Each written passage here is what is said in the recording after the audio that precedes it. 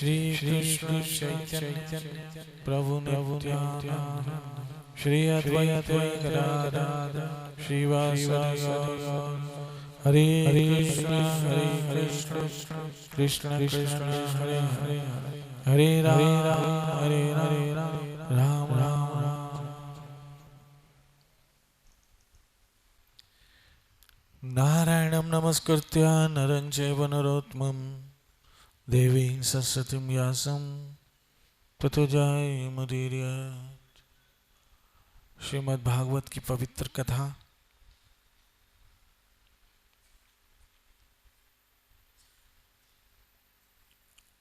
अध्याय 4 स्कंद 9। कल जहाँ पर हमने कथा को विराम किया था वहीं से आज आरंभ करते हैं।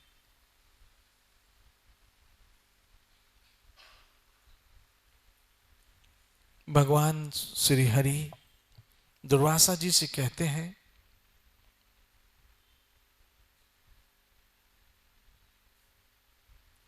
मेरे भक्त तो मुक्ति भी नहीं चाहते हैं, वो हमेशा मेरी सेवा ही में प्रसन्न रहते हैं।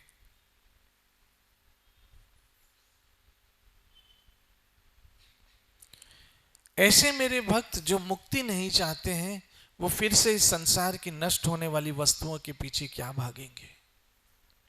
और बहनों, माताओं, मित्रों, ये बात सच्ची भी है कि जो वस्तु नष्ट हो जाती हो इसके पीछे भागकर मिलने वाला क्या है।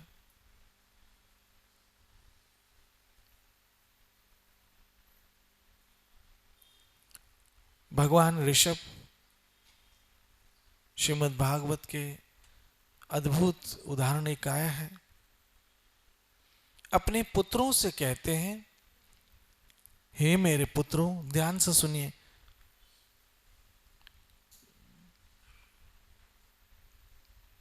हे मेरे पुत्रों, इंद्रियों के सुख समझना। ये श्लोक अद्भुत है, आपने पढ़ा भी होगा कभी। इंद्रियों के सुख तो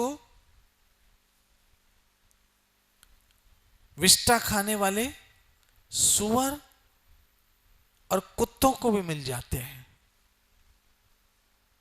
इंद्रियों के सुख तो विष्टा खाने वाले सुअर और कुत्तों को भी मिल जाते हैं।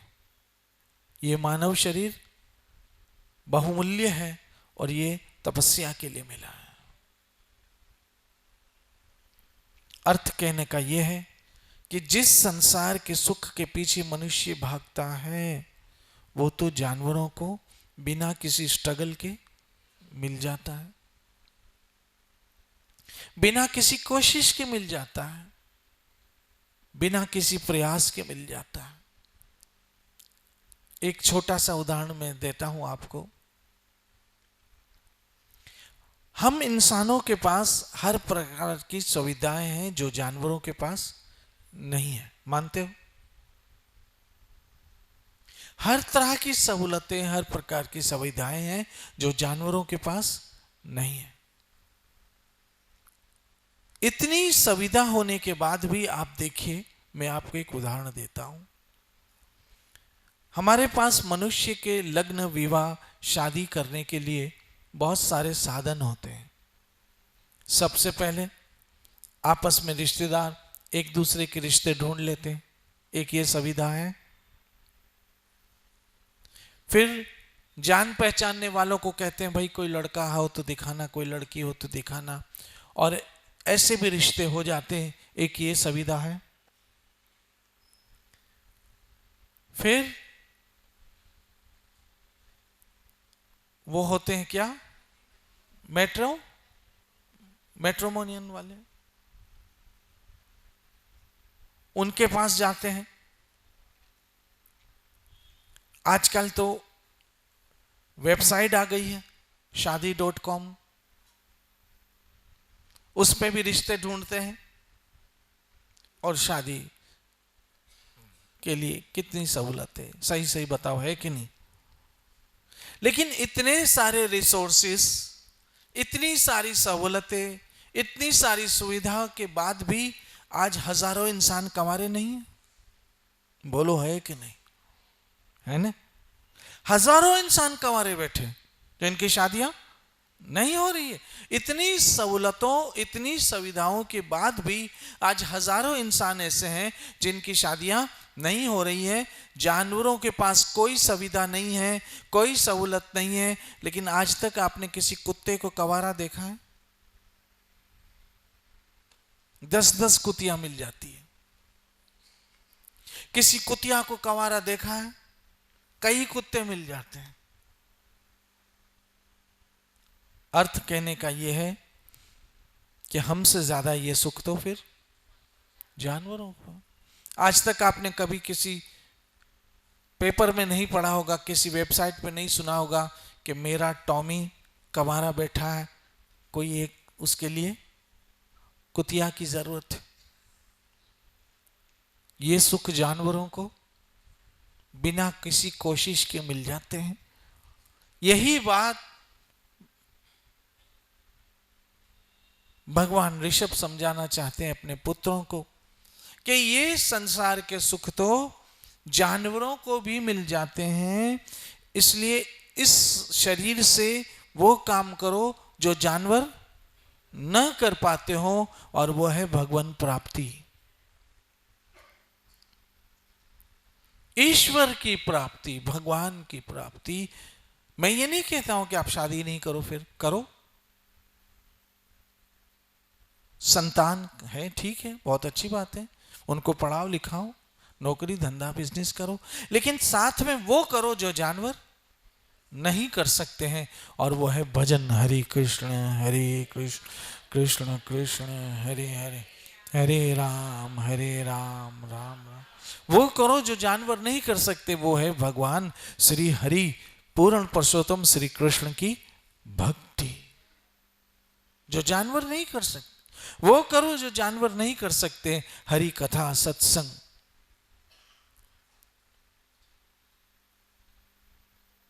ये आपको पहले करना चाहिए, क्योंकि मनुष्य जीवन का पहला लक्ष्य भगवान प्राप्ति है, भगवान प्राप्ति।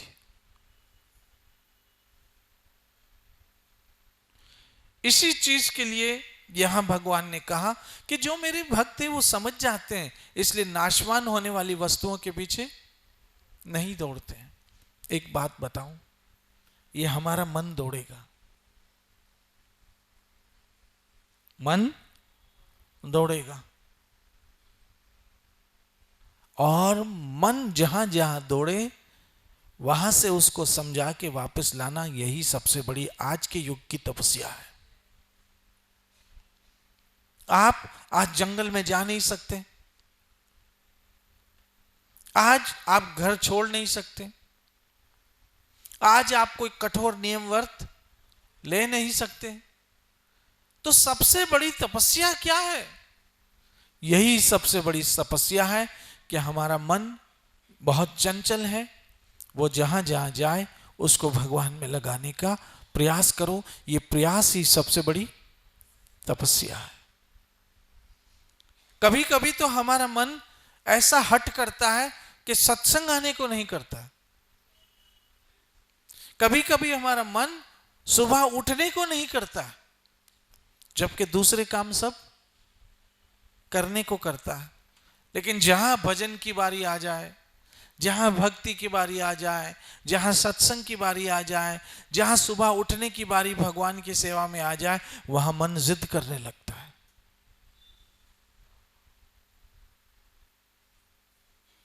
मन कहता है रोज ही तो सत्संग सुनते हैं, एक दिन नहीं सुनी तो क्या हो गया? फिर बातें कौन सी नहीं होती, वही भगवान की होती। आज नहीं तो चलो कल सुन लेंगे। ये मन का हट है, और उस मन को भगवान की सेवा में लगाना आज के युग में यही सबसे बड़ी तपस्या है। आगे जाके भगवान कहते हैं,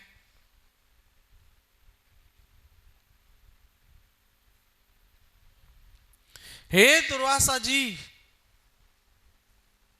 मैं क्यों अपने भक्तों के वश में हूं पता है? मेरे भक्त मुझे क्यों प्यारे हैं पता है? मैं क्यों भक्तों का अपमान सहन नहीं कर सकता हूं पता है? इसका कारण है दुर्वासा जी, मैं आपसे और क्या कहूं, मैं आपसे और क्या कहूं। मेरे प्रेमी भक्तों, मेरे हृदय में है। मेरे प्रेमी भक्त जो मुझसे प्रेम करते हैं, जो मेरे भक्त हैं, वो कहां रहते हैं? मेरे हृदय में, और मैं उनके हृदय में रहता हूं। यही बात उन्होंने भगवत गीता में भी कही है, जिसमें कृष्ण ने कहा समोहम सर्वभूतेषु न मैं द्वेषु अस्ति न प्रिय है। जो मेरे भक्त हैं वो मेरे मित्र हैं, मेरे हृदय में रहते, मैं उनका मित्र हूं, मैं उनके हृदय में रहता। तो बहनों आप समझ लो, मित्रों आप समझ लो कि जो हरि भक्त है वो तो भगवान के हृदय में रहते हैं, दिल में रहते हैं, और क्या चाहिए।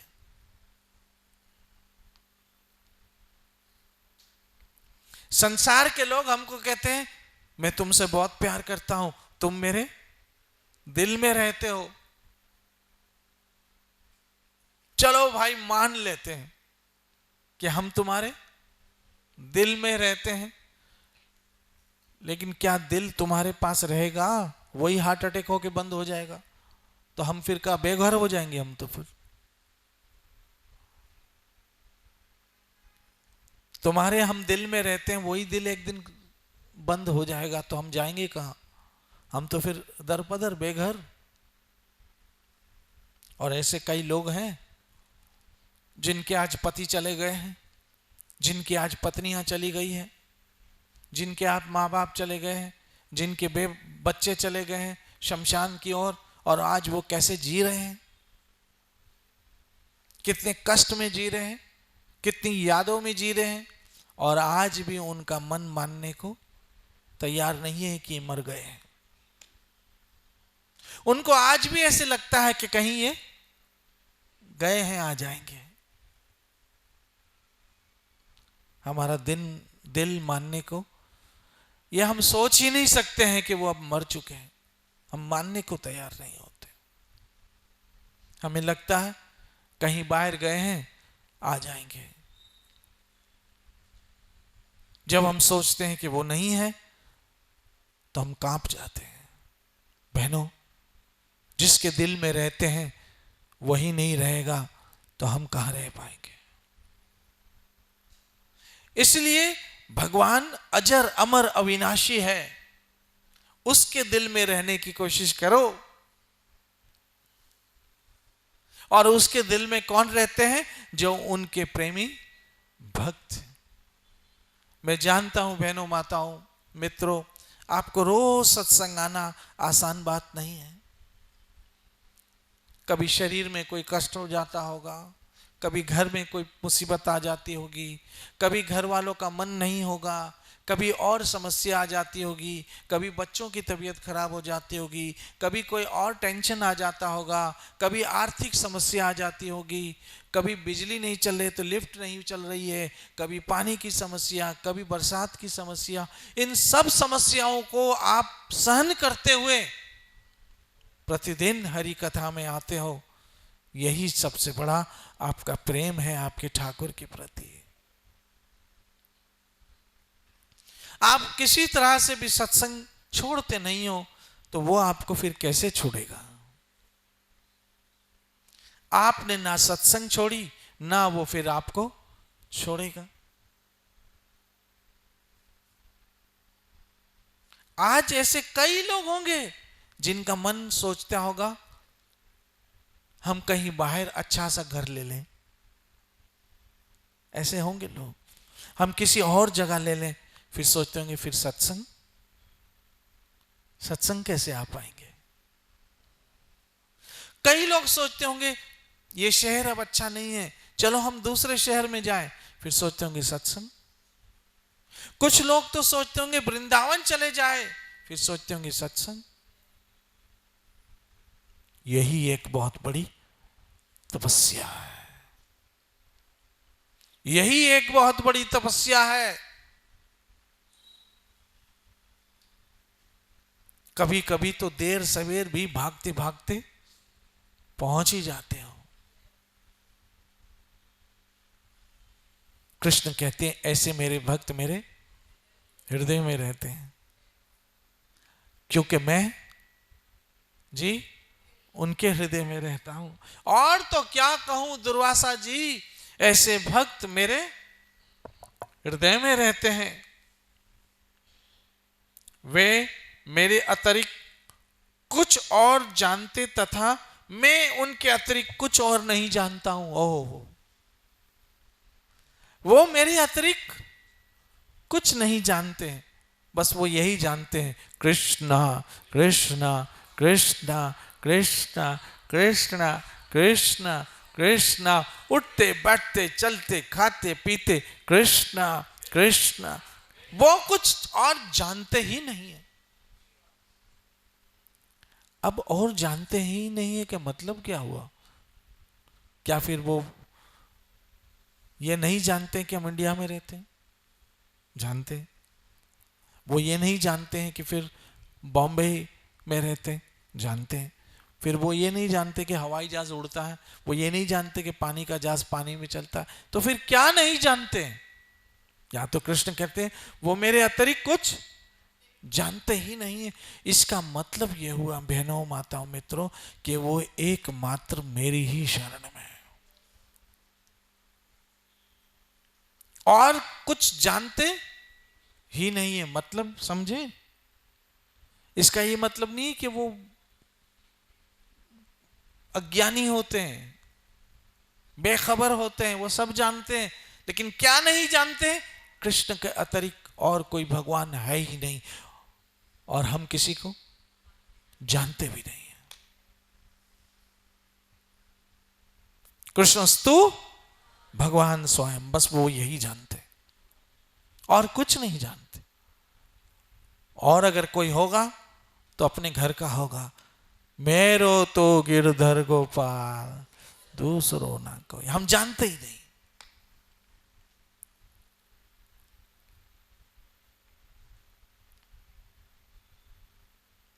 श्रील प्रभुपाद जी महाराज कहते हैं कि वृंदावन के जो ब्रजवासी हैं, जो भगवान श्याम सुंदर के ब्रिज में जो रहते थे, वो कृष्ण को भगवान नहीं मानते थे। पता? क्योंकि उनको पता ही नहीं था कि कृष्ण भगवान है। बस वो ये मानते थे कि ये हमारा है, और कृष्ण से प्रेम करते थे, और कृष्ण के लिए इतना ही काफी है। भगवान से प्रेम कीजिए, भगवान को अपना मानिए। ठाकुर मेरे हैं, कृष्ण मेरे हैं, कृष्ण मेरे हैं, कृष्ण मेरे हैं।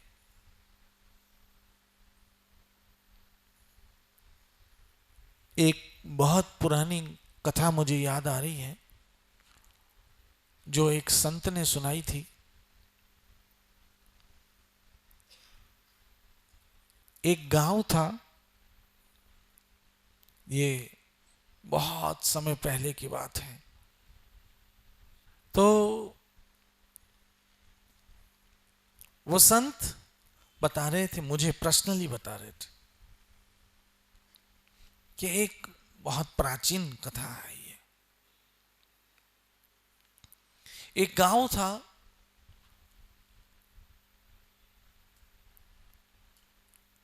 उस जमाने में ये कास्ट सिस्टम बहुत ज्यादा था, छूआछात बहुत ज्यादा थी, ऊंच नीच बहुत ज्यादा थी। तो उस गांव में एक बुढ़िया रहती थी,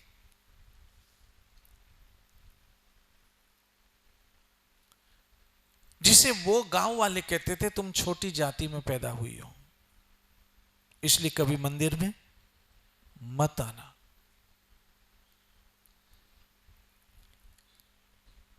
इसी भाव ने हमारे धर्म को सुकड़ के रख दिया, सुकड़ के रख दिया। ये मंदिर में ना आए, वो मंदिर में ना आए, इसको मत आने दो, इसको नहीं आने दो, इसको ये नहीं करो, वो नहीं करो। इसी बात ने हमारे धर्म को कमजोर कर दिया। उस जमाने में ये प्रचलन बहुत ज्यादा था। बात समझाना चाहता हूं कि मेरे भक्त हमेशा सोचते हैं कि कृष्ण मेरे, और ये भगवान से मेरेपन का रिश्ता ही तो प्रेम है। जब आपको भगवान से मेरेपन का रिश्ता हो जाए, वृंदावन चंद्र हमारे हैं, हमारे वृंदावन चंद्र मेरे ठाकुर है, मेरे गोविंद है। मीरा ने तो इस बात को जान लिया था, मेरो तो गिरधर गोपाल दूसरों ना कोई। दूसरे होंगे लेकिन मेरा जो है वो मेरा कृष्ण है। ऐसे आपने ब्रिज के भक्तों में कई ऐसे भक्त पड़े होंगे जिन्होंने ठाकुर में मेरेपन का भाव बना लिया, और ठाकुर उनके साथ कैसे कैसे अद्भुत अद्भुत लीलाएं करते थे। आपने ये शास्त्र पढ़ा होगा, ब्रिज के भक्त।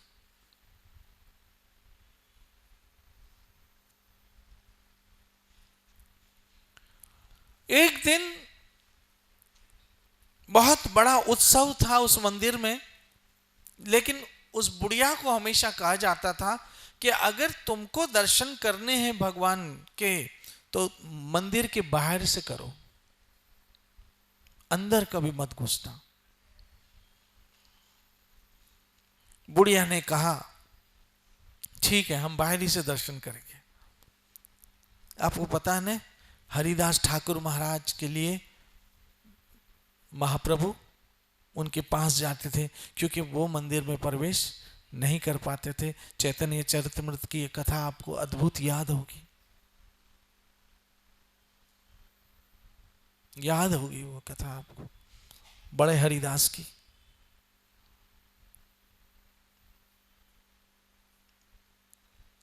यहां तक कि जब उनका शरीर छूटा तो महाप्रभु ने उठाकर नृत्य करने लग गए थे,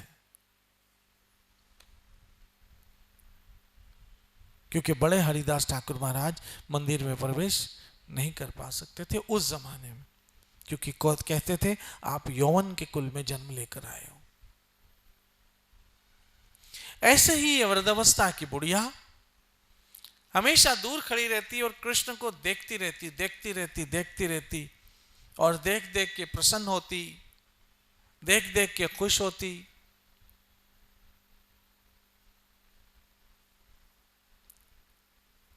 कुछ लोगों का भाव ऐसा होता है कि हम भगवान के पास जाके दर्शन करें, लेकिन वो दर्शन देने को तो आधा किलोमीटर दूर से भी दे देते हैं, क्योंकि भले ही आप उनको ना दिखो, हैं, भले ही वो आपको ना दिखते हो, लेकिन आप तो उनको जरूर दिखते हो,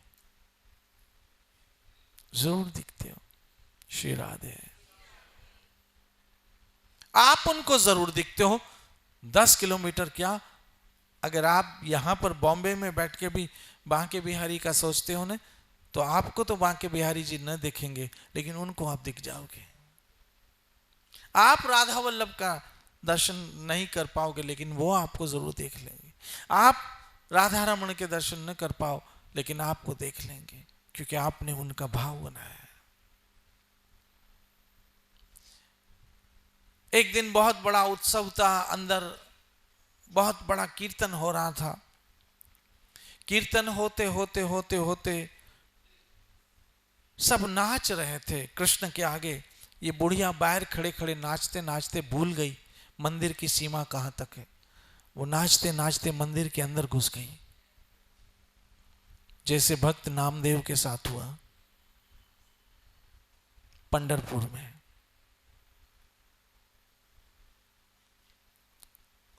नाचते नाचते घुस गई। लोगों ने कहा ओ, एक अछूत बुढ़िया कैसे घुस गई हमारे अंदर, मंदिर को अपवित्र कर दिया, मंदिर को अपवित्र कर दिया। श्री राधे। लोग मांस खा के मंदिर में घुस जाए, दारू पी के मंदिर में घुस जाए, पाप करके मंदिर में घुस जाए, अपराध करके मंदिर में घुस जाए, झूठ बोल के मंदिर में घुस जाए, बेईमानी करके मंदिर में घुस जाए, तब तो मंदिर अपवित्र नहीं होता है।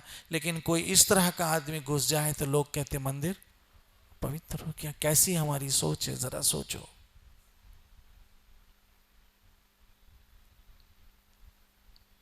सोचो हमारी सोच कैसी है, कितनी नीची सोच है हमारी। इसलिए जैसे ही वो बुढ़िया घुस गई, उसको तो ध्यान था नहीं, वो तो गिरधर गोपाल गिरधर गोपाल गिरधर गोपाल कीर्तन करते करते मंदिर में प्रवेश कर गई।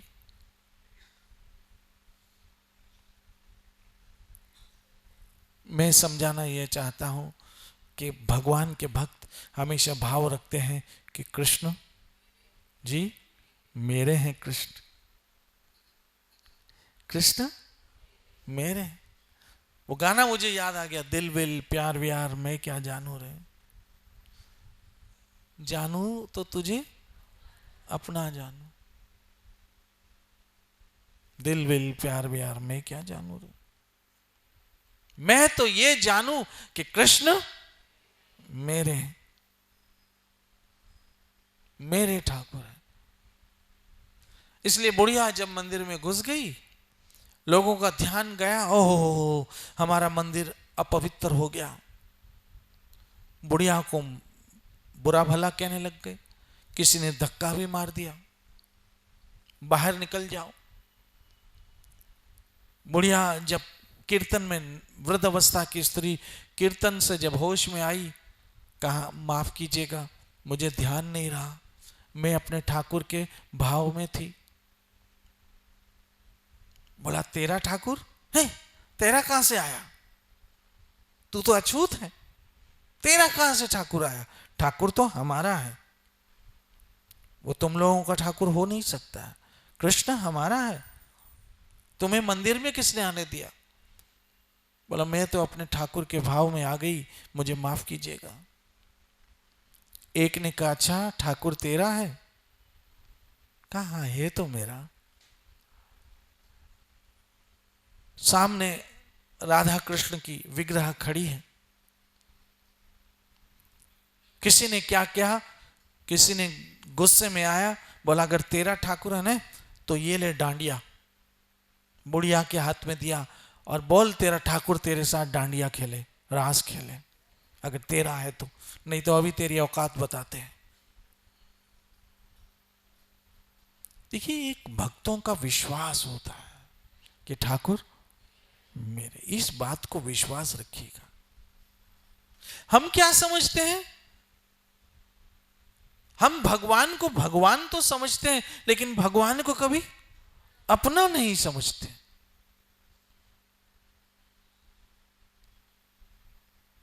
मुझे एक बात बताइए, जो अपना होता है ना उस पे भाव होता है अपनेपन का, एक अधिकार होता है, और भक्त भगवान के अतिरिक्त कहीं अधिकार नहीं मानते। उनका रोना हंसना गाना नाचना रूसना मनाना सब कृष्ण के साथ होता है। बुढ़िया ने हाथ में डांडिया पकड़ लिया, अपने बाल की ओर ऐसे एक लट निकाली, सफेद बाल थे, और कृष्ण को कहा हे कृष्ण ये मेरे सफेद बाल की लाज रखना, मट्टी पलित मत करवाना मेरी, ऐसे कृष्ण को बोला, मेरे सफेद बाल की लाज रखना, मट्टी पलित नहीं कराना कहीं मेरी। ऐसे करके एक डांडिया कृष्ण की ओर उठाया और फेंका।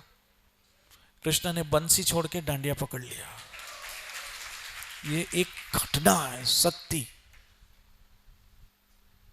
ये जो आपके घर में मूर्ति है ना, ये मूर्ति मत समझना, ये साक्षात श्री हरि है, जो विग्रह के रूप में आए हैं, आपसे प्रेम करते हैं तो आए, आपसे प्रेम करते हैं तो आपके हाथ से सजते संवरते हैं, आपसे प्रेम करते हैं तो आपके हाथ का भोग खाते हैं, प्रसाद खाते हैं। आपसे प्रेम करते हैं तो आपके घर में रहते हैं। ये विग्रह के रूप में भगवान आए हैं आपके घर में, ये याद रखना। ये भगवान का फोटो, ये फोटो नहीं है, साक्षात भगवान है। आपके घर में यदि विग्रह नहीं है तो श्याम सुंदर का कोई फोटो है, फोटो भी भगवान है। आप भाव तो बनाइए। ये यथा माम प्रपद्यन्ते ताम तथा एव भजामि। आप समझोगे कि ये मूर्त है तो वो मूर्त ही रहेगी, आप समझोगे ये भगवान है तो भगवान ही रहेंगे। ये आपके हृदय की बात है। इसलिए यहां पर भगवान कहते हैं मेरे भक्त मेरे सिवा किसी को जानते ही नहीं है। जैसे एक छोटा सा उदाहरण फिर लेता हूं।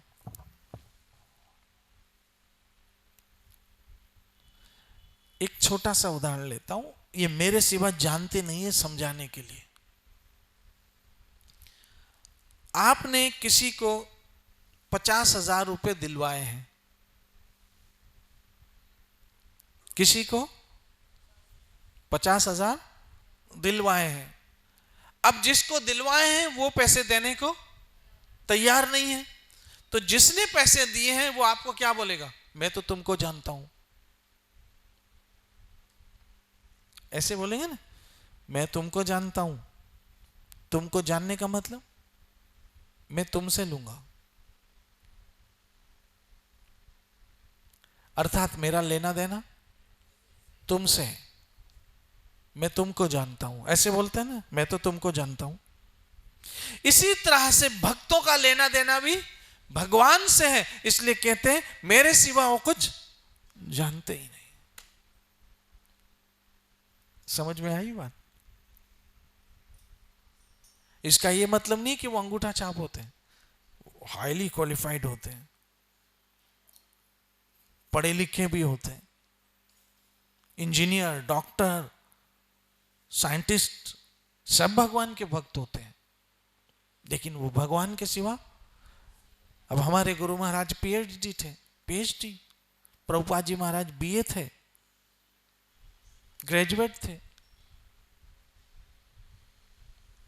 तो ये समझने की बात है कि हे गोविंद मैं आपके सिवा किसी को नहीं जानता।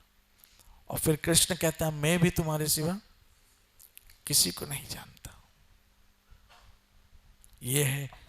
अब बातें तो बहुत सारी है यहाँ, लेकिन आज समय हमारा पूरा हो रहा है और समय की मर्यादा के साथ चलना यही जीवन है। इसी कथा को कल फिर हम मिलेंगे। तब तक के लिए नित्य भजो हरे कृष्णा।